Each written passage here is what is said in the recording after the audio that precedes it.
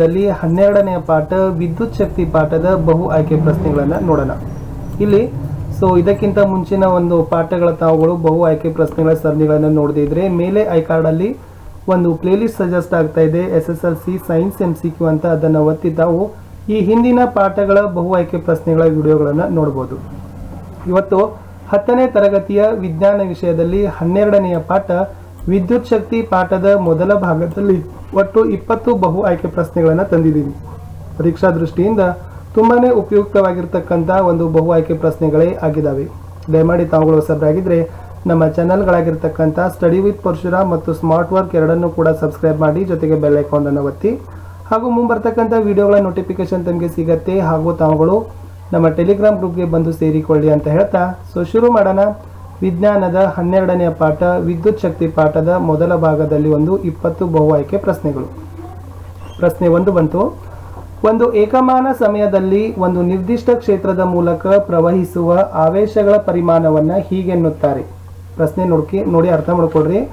ಒಂದು ಏಕಮಾನ ಸಮಯದಲ್ಲಿ ಒಂದು ನಿರ್ದಿಷ್ಟ ಕ್ಷೇತ್ರದ ಮೂಲಕ ಪ್ರವಹಿಸ್ತಕ್ಕಂಥ ಆವೇಶಗಳ ಪರಿಮಾಣಕ್ಕೆ ಏನಂತ ಕರೀತಾರೆ? ಎ ವಿದ್ಯುತ್ ಶಕ್ತಿ, ಬಿ ವಿದ್ಯುತ್ ದರ, ಸಿ ವಿದ್ಯುತ್ ಪ್ರವಾಹ, ಯಾ ಡಿ ವಿದ್ಯುತ್ ವ್ಯಾಪ್ತಿ. ಸರಿಯಾಗಿರ್ತಕ್ಕಂಥ ಉತ್ತರ ಇದೆ ಆಯ್ಕೆ ಸಿ ವಿದ್ಯುತ್ ಪ್ರವಾಹ ಅಂತ ಕರೀತಾರೆ. ಮುಂದಿನ ಪ್ರಶ್ನೆಗೆ ಹೋಗೋಣ. ಪ್ರಶ್ನೆ ಸಂಖ್ಯೆ 2. ಓಕೆ, ವಿದ್ಯುದಾವೇಶಗಳ ಪ್ರವಾಹದ ದರವನ್ನು ಏನೆನ್ನುತ್ತಾರೆ? ನೋಡಿ, ವಿದ್ಯುದಾವೇಶಗಳ ಪ್ರವಾಹದ ದರವನ್ನು ಏನಂತಾರೆ? ಎ ವಿದ್ಯುತ್ ಶಕ್ತಿ, ಬಿ ವಿದ್ಯುತ್ ದರ, ಸಿ ವಿದ್ಯುತ್ ಪ್ರವಾಹ, ಯಾ ಡಿ ವಿದ್ಯುತ್ ಪ್ರವಾಹದ ದರ ಅಂತ ಕರೀತಾರೆ. ವಿದ್ಯುದಾವೇಶಗಳ ಪ್ರವಾಹದ ದರಕ್ಕೂ ಕೂಡ ವಿದ್ಯುತ್ ಪ್ರವಾಹನೇ ಅಂತ ಕರೀತಾರೆ. ಆಯ್ಕೆ ಸಿ ವಿದ್ಯುತ್ ಪ್ರವಾಹ ಸರಿಯಾದ ಉತ್ತರ ಆಗಿತ್ತು. ಮುಂದಿನ ಪ್ರಶ್ನೆ, ವಿದ್ಯುತ್ ಪ್ರವಾಹ ಕಂಡು ಹಿಡಿಯುವ ಸೂತ್ರ ಯಾವುದು ಅಂತ ಕೇಳಿದ್ದಾರೆ. ಒಂದೇದು ನೋಡಿ, I = Q ಭಾಗಿಲೆ T, B option I = Q + T, C option I = Q - T, yeah D I = Q × T ಅಂತ ಕೇಳಿದ್ದಾರೆ. ದ ಕರೆಕ್ಟ್ ಆಪ್ಷನ್ ಏನಪ್ಪಾ ಅಂತಂದ್ರೆ option number A I = Q/T ಅಂತಕ್ಕಂಥದ್ದು. ವಿದ್ಯುತ್ ಪ್ರವಾಹವನ್ನು ಕಂಡುಹಿಡಿಯಲಿಕ್ಕೆ ಈ ಸೂತ್ರವನ್ನು ಬಳಸ್ತೀವಿ. ಪ್ರಶ್ನೆ ಸಂಖ್ಯೆ 4. ವಿದ್ಯುತ್ ಆವೇಶದ SI ಏಕಮಾನ ಯಾವುದು? ವಿದ್ಯುತ್ ಆವೇಶದ SI ಏಕಮಾನವನ್ನು ಕೇಳಿದ್ದಾರೆ. A cool, B coulomb, C watt, D ampere ಅಂತ ಇದೆ. ವಿದ್ಯುತ್ ಆವೇಶದ SI ಏಕಮಾನ ಯಾವುದಪ್ಪ ಅಂದ್ರೆ ಆಯ್ಕೆ ಬಿ ಕೂಲಮ್ ಅಂತಕ್ಕಂಥದ್ದು ಸರಿಯಾದ ಉತ್ತರ ಆಗಿತ್ತು. ಮುಂದಿನ ಪ್ರಶ್ನೆ 5. ಕೂಲಮ್ ಎಷ್ಟು ಎಲೆಕ್ಟ್ರಾನ್ಗಳ ವಿದ್ಯುದಾವೇಶಕ್ಕೆ ಸಮವಾಗಿರುತ್ತದೆ? ನೋಡಿ, ಕೂಲಮ್ ಅಂತಕ್ಕಂಥದ್ದು ಎಷ್ಟು ಎಲೆಕ್ಟ್ರಾನ್ಗಳ ವಿದ್ಯುದಾವೇಶಕ್ಕೆ ಸಮವಾಗಿರ್ತದೆ ಅಂತ ಪ್ರಶ್ನೆ ಇದೆ. ಎ 6 × 10, ಬಿ 6 × 10⁻18, ಸಿ 6 × 10⁻1, ಡಿ 6 × 10⁻17 ಅಂತಕ್ಕಂಥದ್ದು ಆಯ್ಕೆಗಳು ಇದಾವೆ. ಆದರೆ ಈ ಕೂಲಮ್ ಅಂತಕ್ಕಂಥದ್ದು ಏನಪ್ಪಾ ಅಂತಂದ್ರೆ ಆಯ್ಕೆ ಬಿ 6 × 10⁻18 ಎಲೆಕ್ಟ್ರಾನ್ಗಳ ವಿದ್ಯುದಾವೇಶಕ್ಕೆ ಸಮವಾಗಿರ್ತದೆ. Option B is the right answer. Next question 6. ವಿದ್ಯುತ್ ಪ್ರವಾಹವನ್ನು ವ್ಯಕ್ತಪಡಿಸುವ ಏಕಮಾನ ಯಾವುದು ಅಂತ ಕೇಳಿದ್ದಾರೆ. ವಿದ್ಯುತ್ ಪ್ರವಾಹವನ್ನು ವ್ಯಕ್ತಪಡಿಸ್ತಕ್ಕಂಥ ಏಕಮಾನ A watt, B coulomb, C ampere, D mole. ಸರಿಯಾಗಿರ್ತಕ್ಕಂಥ ಉತ್ತರ ಇತ್ತು ಆಯ್ಕೆ ಸಿ ಆಂಪಿಯರ್ ಅಂತಕ್ಕಂಥದ್ದು ಏನಪ್ಪಾ ಅಂದ್ರೆ ವಿದ್ಯುತ್ ಪ್ರವಾಹವನ್ನು ವ್ಯಕ್ತಪಡಿಸ್ತಕ್ಕಂಥ ಏಕಮಾನ ಆಗಿದೆ. ಪ್ರಶ್ನೆ 7. ಆಂಪಿಯರ್ ಅನ್ನು ಮೊದಲಿಗೆ ಸೂಚಿಸಿದ ವಿಜ್ಞಾನಿ ಯಾರು? ನೋಡಿ, ಮೊಟ್ಟ ಮೊದಲಿಗೆ ಆಂಪಿಯರ್ ಅನ್ನ ಸೂಚಿಸ್ತಕ್ಕಂಥ ವಿಜ್ಞಾನಿ ಹೆಸರನ್ನ ಕೇಳಿದ್ದಾರೆ. A Ampere, B Andre Marie, C Andre Marie Ampere, ಯಾ ಡಿ ಆಂಡ್ರೆ ಅಂತಕ್ಕಂಥದ್ದು ಇದೆ. 7ರ ಪ್ರಶ್ನೆಯ ಸರಿಯಾಗಿರ್ತಕ್ಕಂಥ ಉತ್ತರ ಇದೆ ಆಯ್ಕೆ ಸಿ ಆಂಡ್ರೆ ಮೇರಿ ಆಂಪೀರ್ ಅಂತಕ್ಕಂಥವರು ಆಂಪಿಯರ್ ಅನ್ನ ಮೊದಲಿಗೆ ಸೂಚಿಸಿದ ವಿಜ್ಞಾನಿ ಆಗಿದ್ದಾರೆ. ಪ್ರಶ್ನೆ 8ಕ್ಕೆ ಹೋಗೋಣ. ಎಸ್, ವಿದ್ಯುತ್ ಮಂಡಲದಲ್ಲಿ ವಿದ್ಯುತ್ ಪ್ರವಾಹದ ದರವನ್ನು ಅಳೆಯಲು ಉಪಯೋಗಿಸುವ ಉಪಕರಣ ಯಾವುದು? ವಿದ್ಯುತ್ ಮಂಡಲದಲ್ಲಿ ವಿದ್ಯುತ್ ಪ್ರವಾಹದ ದರವನ್ನು ಅಳೆಯಲು ಉಪಯೋಗಿಸುವ ಉಪಕರಣ ಯಾವುದು? A ammeter, B watt meter, C mole meter, D coulomb metre.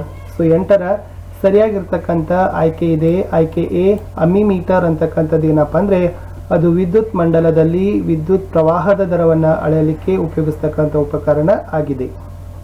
ಪ್ರಶ್ನೆ 9. ಅಮ್ಮಿಮೀಟರ್ ಅನ್ನ ಈ ಕ್ರಮದಲ್ಲಿ ಜೋಡಿಸಿರುತ್ತಾರೆ. ಸೊ ಅಮ್ಮಿಮೀಟರ್ ಅನ್ನ ಯಾವ ಕ್ರಮದಲ್ಲಿ ಜೋಡಿಸಿರ್ತಾರೆ ಅಂತಕ್ಕಂಥ ಪ್ರಶ್ನೆ ಇದೆ. ಓಕೆ, ಎ ಸರಣಿ ಕ್ರಮ, ಬಿ ಓರೆ ಕ್ರಮ, ಸಿ ಸಮಾನಾಂತರ ಕ್ರಮ, ಯಾ ಡಿ ವೃತ್ತಾಕಾರದ ಕ್ರಮ. ಸೊ ಅಮ್ಮಿಮೀಟರ್ ಅನ್ನ ಏನ್ ಮಾಡಿರ್ತಾರಪ್ಪ ಅಂದ್ರೆ ಆಯ್ಕೆ ಎ ಸರಣಿ ಕ್ರಮದಲ್ಲಿ ಜೋಡಿಸಿರ್ತಾರೆ ಅಂತಕ್ಕಂಥದ್ದು. ಇದು ಕ್ರ ಆಗಬೇಕು. ಓಕೆ, ಸೊ ಸರಣಿ ಕ್ರಮದಲ್ಲಿ ಅಮ್ಮಿಮೀಟರ್ ಅನ್ನ ಜೋಡಿಸಿರ್ತಾರೆ. ಮುಂದಿನ ಪ್ರಶ್ನೆಗೆ ಹೋಗೋಣ. ಪ್ರಶ್ನೆ ಸಂಖ್ಯೆ 10. ವಿದ್ಯುತ್ ಮಂಡಲವು ಒಳಗೊಂಡಿರುವುದು. ಹಾಗಾದ್ರೆ ವಿದ್ಯುತ್ ಮಂಡಲ ಏನೆಲ್ಲ ಅಂಶಗಳನ್ನು ಒಳಗೊಂಡಿರ್ತದೆ? ಆಯ್ಕೆ ಎ ವಿದ್ಯುತ್ ಕೋಶ, ಆಯ್ಕೆ ಬಿ ವಿದ್ಯುತ್ ಬಲ್ಬ್, ಆಯ್ಕೆ ಸಿ ಅಮ್ಮಿಮೀಟರ್, ಯಾ ಡಿ ಮೇಲಿನ ಎಲ್ಲವೂ. ಸೊ 10ನೇ ಪ್ರಶ್ನೆ ಉತ್ತರ ಇದೆ ಆಯ್ಕೆ ಡಿ ಮೇಲಿನ ಎಲ್ಲವೂ ಅಂತಕ್ಕಂಥದ್ದು. ಅಂದರೆ ವಿದ್ಯುತ್ ಕೋಶ, ವಿದ್ಯುತ್ ಬಲ್ಬ್, ಅಮ್ಮಿಮೀಟರ್ ಇವೆಲ್ಲವುಗಳು ಕೂಡ ಏನಾಗದಪ್ಪ ಅಂದ್ರೆ ವಿದ್ಯುತ್ ಮಂಡಲ ಒಳಗೊಂಡಿದೆ. ಪ್ರಶ್ನೆ 11. ವಿದ್ಯುತ್ ಬಲ್ಬ್ನ ತಂತಿಯ ಮೂಲಕ 0.5 ಆಂಪಿಯರ್ ವಿದ್ಯುತ್ ಪ್ರವಾಹವು 10 ನಿಮಿಷಗಳ ಮೂಲಕ ಪ್ರವಹಿಸುತ್ತದೆ. ಆಗ ವಿದ್ಯುತ್ ಮಂಡಲದಲ್ಲಿ ಪ್ರವಹಿಸಿದ ವಿದ್ಯುದಾವೇಶಗಳ ಪ್ರಮಾಣವನ್ನು ಕಂಡುಹಿಡಿಯಿರಿ. A 300 coulomb, B 250 coulomb, C 200 coulomb, ಯಾ ಡಿ ಏನಪ್ಪ ಅಂತಂದ್ರೆ 350 ಕೂಲಾಂ ಅಂತಕ್ಕಂಥದ್ದು ಇದೆ. ಇಲ್ಲಿ ನೋಡಿ, ಈ 10 ನಿಮಿಷವನ್ನು ನೀವೇನು ಮಾಡಬೇಕು, ಸೆಕೆಂಡ್ಗಳಲ್ಲಿ ಪರಿವರ್ತನೆಯನ್ನ ಮಾಡಬೇಕು. 10ನೇ ಸೆಕೆಂಡಿನಲ್ಲಿ ಪರಿವರ್ತನೆ ಮಾಡಿದ್ರೆ ಏನಾಗುತ್ತೆ, 10 × 60 = 600 ಸೆಕೆಂಡ್ ಆಗುತ್ತೆ. ಈ 0.5 ಅನ್ನ 600 ಸೆಕೆಂಡ್ದಿಂದ ಗುಣಿಸಿದಾಗ ಬರ್ತಕ್ಕಂಥದ್ದು 300 ಬರುತ್ತೆ. ಸೊ ಅದುವೇ ಆಗಿರ್ತಕ್ಕಂಥ ಇದು ಉತ್ತರ ಇತ್ತು. ಇದನ್ನು ಮಾಡಲಿಕ್ಕೆ Q = IT ಅಂತಕ್ಕಂಥ ಸೂತ್ರವನ್ನು ಬಳಸ್ತಾರೆ. I ಅಂದರೆ 0.5, T ಅಂದರೆ ಟೈಮ್, ಇಟ್ ಮೀನ್ಸ್ 600 ಸೆಕೆಂಡ್. ಅದನ್ನು ಹಾಕಿದ ನಂತರ ಈ ಉತ್ತರ ಬರುತ್ತೆ. ಸೊ 300 ಸೆಕೆಂಡ್ ಅಂತಕ್ಕಂಥದ್ದು. ಪ್ರಶ್ನೆ ಸಂಖ್ಯೆ 12ಕ್ಕೆ ಹೋಗೋಣ. ವಿಭವಾಂತರ ಕಂಡು ಹಿಡಿಯುವ ಸೂತ್ರವನ್ನ ಕೇಳಿದ್ದಾರೆ. ವಿಭವಾಂತರವನ್ನ ಯಾವ ಸೂತ್ರದ ಮೂಲಕ ಲೆಕ್ಕಾಚಾರವನ್ನ ಮಾಡ್ತೀವಿ? A V = Q/I, B V = W + Q, C V = W - Q, yeah D V = W × Q ಅಂತಕ್ಕಂಥದ್ದು. ಪ್ರಶ್ನೆ 12ರ ಸರಿ ಉತ್ತರ ಇದೆ ಆಯ್ಕೆ ಎ V = W/Q ಅಂತಕ್ಕಂಥದ್ದು ವಿಭವಾಂತರ ಕಂಡುಹಿಡಿಯಲಿಕ್ಕೆ ಬಳಸ್ತಕ್ಕಂಥ ಸೂತ್ರ ಆಗಿದೆ. ಪ್ರಶ್ನೆ 13. ವಿದ್ಯುತ್ ವಿಭವಾಂತರದ SI ಏಕಮಾನ ಯಾವುದು? ವಿದ್ಯುತ್ ವಿಭವಾಂತರದ SI ಏಕಮಾನವನ್ನು ಕೇಳಿದ್ದಾರೆ. A volt, B watt, C ampere, D coulomb. ವಿದ್ಯುತ್ ವಿಭವಾಂತರದ SI ಏಕಮಾನ ಏನಾಗತ್ತೆಪ್ಪ ಅಂದ್ರೆ ಅದು ಆಯ್ಕೆ ಎ ವೋಲ್ಟ್ ಅಂತಕ್ಕಂಥದ್ದು ಸರಿಯಾದ ಉತ್ತರ ಆಗಿತ್ತು. ಪ್ರಶ್ನೆ 14ಕ್ಕೆ ಹೋಗೋಣ. ಎರಡು ಬಿಂದುಗಳ ನಡುವಿನ ವಿಭವಾಂತರ ಎಷ್ಟು ವೋಲ್ಟ್ ಆಗಿರುತ್ತದೆ ಅಂತ ಪ್ರಶ್ನೆ ಕೇಳಿದ್ದಾರೆ. ನೋಡಿ, ಎರಡು ಬಿಂದುಗಳ ನಡುವಿನ ವಿಭವಾಂತರ ಎಷ್ಟು ವೋಲ್ಟ್ ಆಗಿರುತ್ತದೆ? A 0, B 1, C 2, D 3.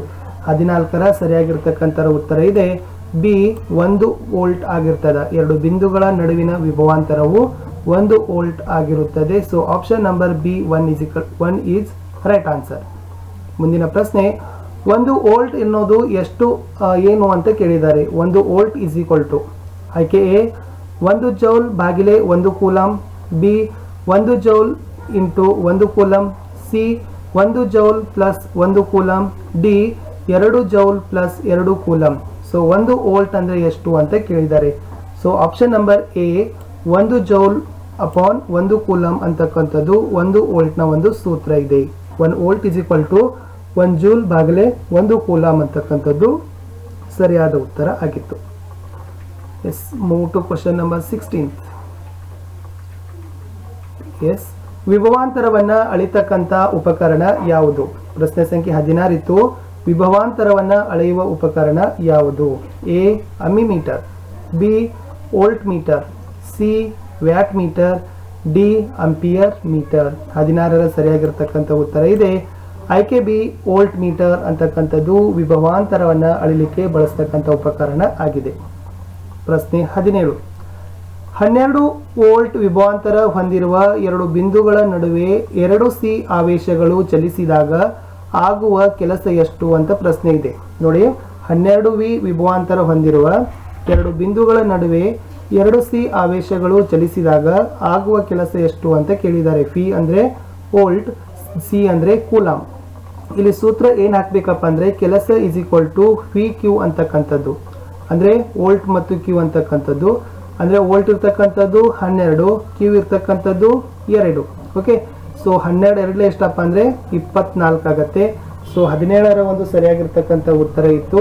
ಆಯ್ಕೆ ಸಿ 24 ಜೂಲ್ ಅಂತ ಆಗುತ್ತೆ. ನೋಡಿ, ಕೆಲಸವನ್ನು ಕಂಡುಹಿಡಿಬೇಕಾದ್ರೆ ಸೂತ್ರ W is equal to V Q.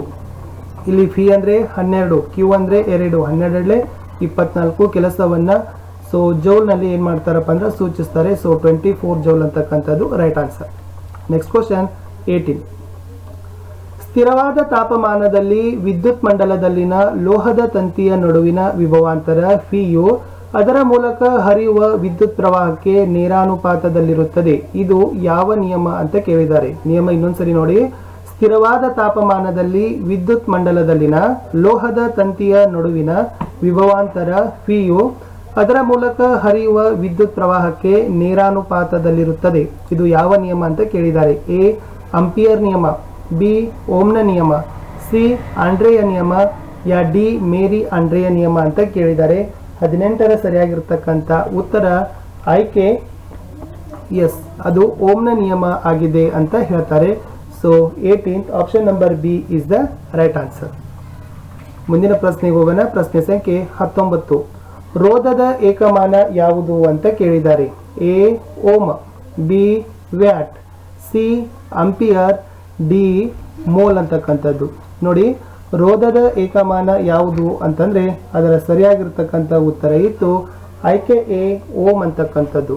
So ohm ಇದು ರೋಧದ ಏಕಮಾನಕ್ಕೆ ರೋಧದ ಏಕಮಾನ ಆಗಿದೆ ಓಮ್. ವಿದ್ಯಾರ್ಥಿಗಳೇ, ದಯಮಾಡಿ ತಾವುಗಳು ಹೊಸಬರಾಗಿದ್ದರೆ ನಮ್ಮ ಚಾನೆಲ್ಗಳನ್ನು ಸ್ಟಡಿ ವಿತ್ ಪರಶುರಾಮ್ ಮತ್ತು ಸ್ಮಾರ್ಟ್ ವರ್ಕ್ ಎರಡನ್ನು ಕೂಡ ಸಬ್ಸ್ಕ್ರೈಬ್ ಮಾಡಿ, ಬೆಲ್ ಐಕಾನ್ ಒತ್ತಿ, ಟೆಲಿಗ್ರಾಮ್ ಗ್ರೂಪ್ಗೆ ಸೇರಿಕೊಳ್ಳಿ ಹಾಗೂ ವಿಡಿಯೋವನ್ನು ಲೈಕ್ ಮಾಡಲು ಮರೆಯದಿರಿ. ಹೆಚ್ಚೆಚ್ಚು ಜನರಿಗೆ ಶೇರ್ ಮಾಡಿ ಅಂತ ಹೇಳ್ತಾ ಈ ಒಂದು ಭಾಗದ ಕಡೆಯ ಪ್ರಶ್ನೆಗೆ ಹೋಗುವ. ಪ್ರಶ್ನೆ ಸಂಖ್ಯೆ 20.